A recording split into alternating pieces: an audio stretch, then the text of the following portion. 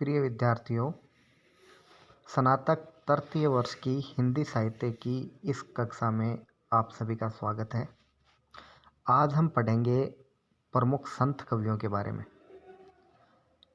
जैसा कि आपको पता है कि हमारा जो भक्ति काल है, अर्थात हिंदी साहित्य का जो दूसरा काल है जिसे हम भक्ति काल के नाम से जानते हैं, उसको हमने मुख्य रूप से दो भागों में बांटा है। एक तो सगुण भक्त और एक निर्गुण भक्त। सगुण भक्त के बारे में आप जानते हो कि सगुण भक्त किसी रूप की पूजा करते हैं, अर्थात वो किसी मूर्ति या किसी अवतार वगैरह में विश्वास रखते हैं।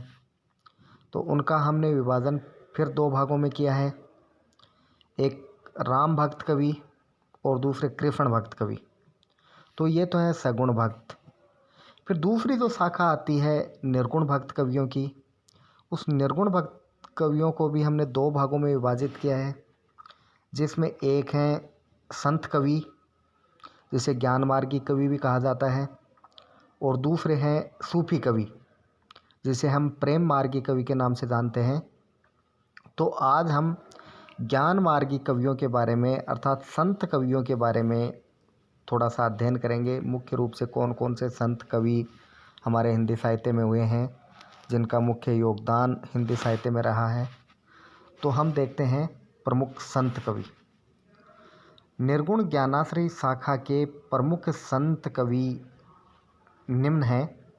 सबसे पहले प्रमुख नाम है कबीर, बाद में कबीर के पुत्र कमाल, फिर रैदास जिसे आप रविदास के नाम से भी जानते हो, धर्मदास जो कबीर के शिष्य थे, गुरु नानक जिन्होंने अलग ही अपना पंथ चलाया था, सिख संप्रदाय का प्रवर्तन किया था, दादू दयाल जिसके नाम से आज दादू पंथ चल रहा है, सुंदरदास, रज्जबदास, मलूकदास, अक्सर अनन्य, संत जंबनाथ या जिसे जाम्बो जी के नाम से भी जाना जाता है, सिंगाजी, हरिदास निरंजनी जिसके नाम से निरंजनी संप्रदाय चल रहा है।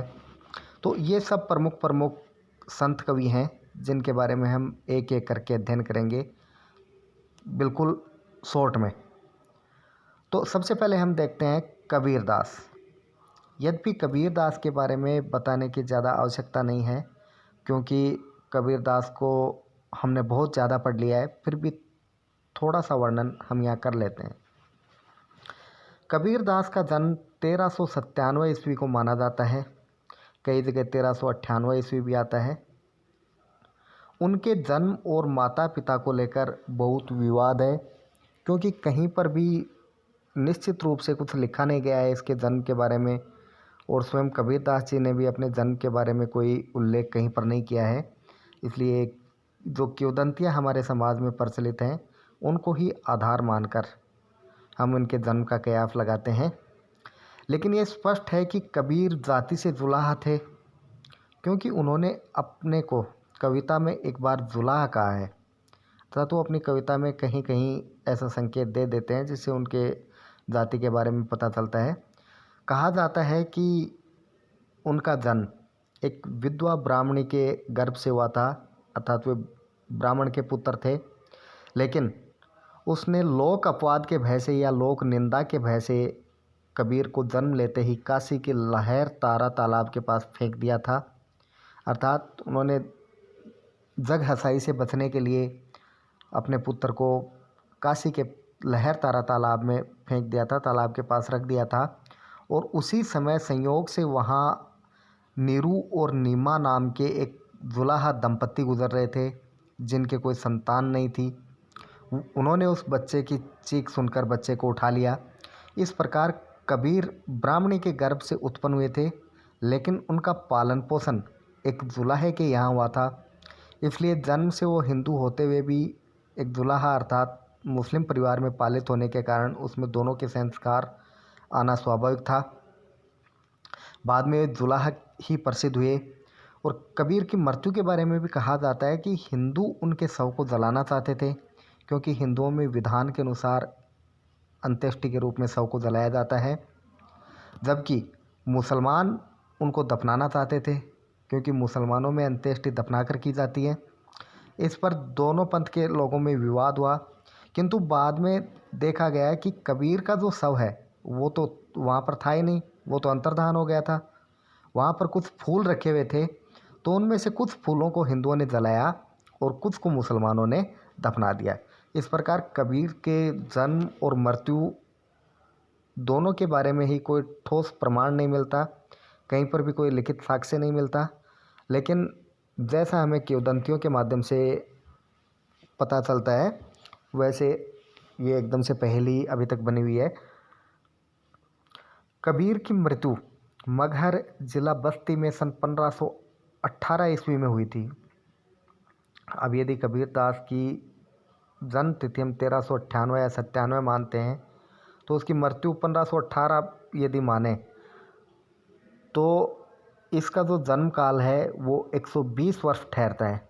यद्यपि कबीरदास जी सिद्ध महात्मा थे, संत थे, और उस टाइम में 120 वर्ष की उम्र कोई बहुत ज़्यादा नहीं हुआ करती थी। आज के टाइम में 120 उम्र बहुत ज़्यादा है, लेकिन उस टाइम के जो संत महात्मा योगी थे उनके लिए ये उम्र कोई असंभव नहीं थी। तो हम मान सकते हैं कि कबीरदास जी इतनी लंबी उम्र प्राप्त की होगी उन्होंने। कबीरदास जी का अपना पंथ या संप्रदाय क्या था, इसके बारे में कुछ भी निश्चयपूर्वक नहीं कहा जा सकता, लेकिन इतना ज़रूर है कि वे रामानंद के शिष्य के रूप में विख्यात हैं।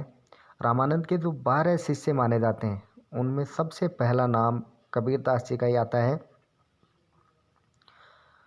किंतु उनके रामानंद के जो राम हैं वो कबीरदास जी के राम नहीं हैं।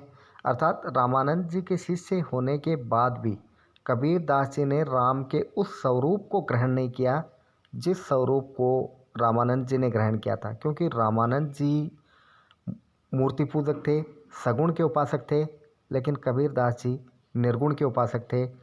वे जिस राम की पूजा करते हैं वो उसका निर्गुण निराकारी परम ब्रह्म स्वरूप राम है, वो रामानंद के राम से भिन्न है।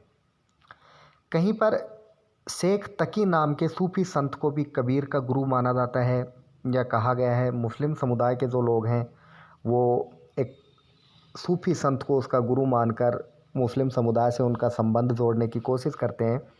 लेकिन कबीरदास जी ने एक जगह कहा है कि घट घट है अविनाशी सुनहु तकी तुम शेख।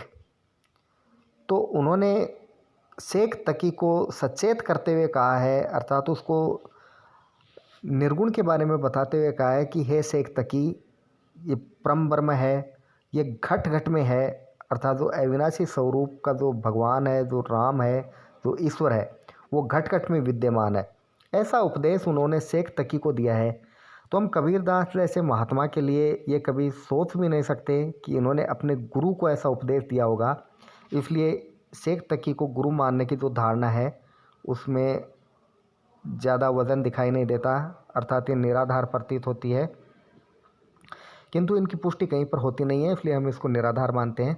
संभवतः कबीर ने इन सब से सत्संग किया होगा और इन सब से किसी न किसी रूप में प्रभावित भी होंगे।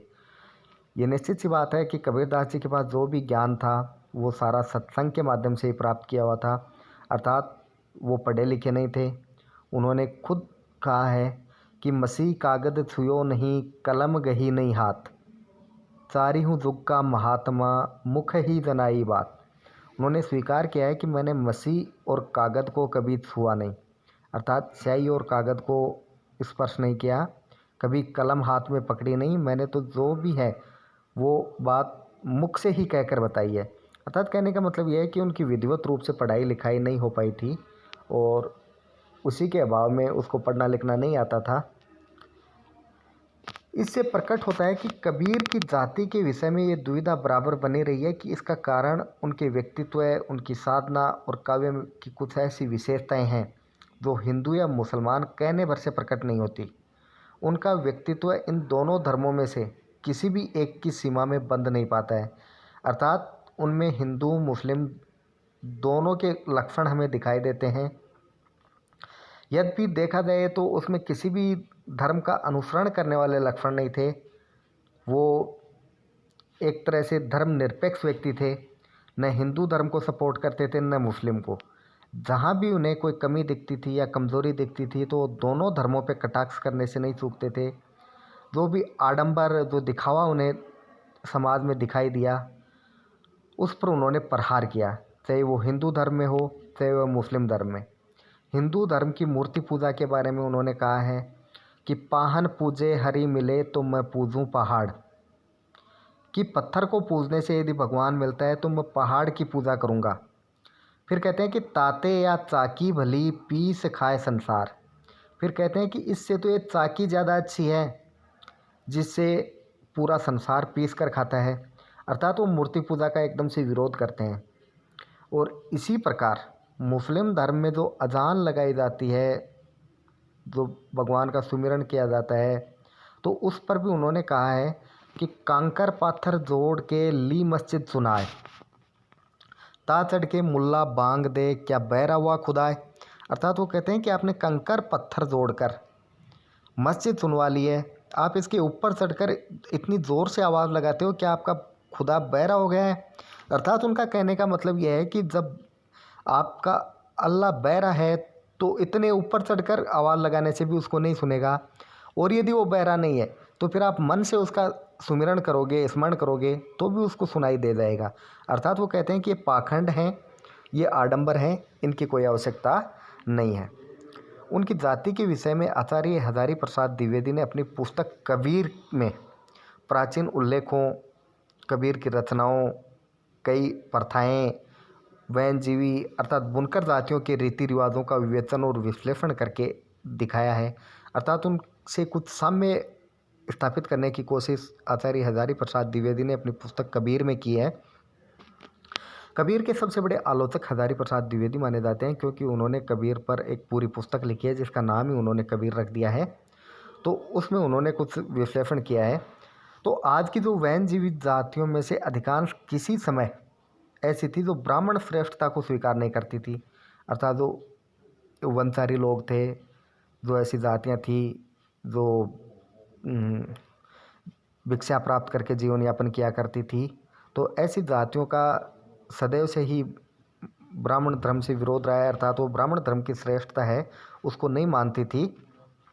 और जागी नामक आश्रम भ्रष्ट गरबारियों की एक जाति सारे उत्तर और पूर्वी भारत में फैली हुई थी। ये जाति नाथपंथ से संबंधित थी। ये कपड़ा बुनकर और सूत काटकर या गोरखनाथ और भर्तृ के नाम पर भीख मांगकर अपनी जीविका यापन किया करते थे। इसमें निराकार भाव की उपासना प्रचलित थी, अर्थात ये निर्गुण के उपासक थे। जाति भेद और ब्राह्मण श्रेष्ठता के प्रति इनकी कोई सहानुभूति कभी नहीं रही थी, और ये अवतारवाद में भी विश्वास नहीं रखते थे। तो आसपास के 72 हिंदू समाज की दृष्टि में ये नीच थे, अस्पृश्य थे। अर्थात इनको हिंदू जाति के लोग हैं वो स्पर्श के योग्य नहीं मानते थे।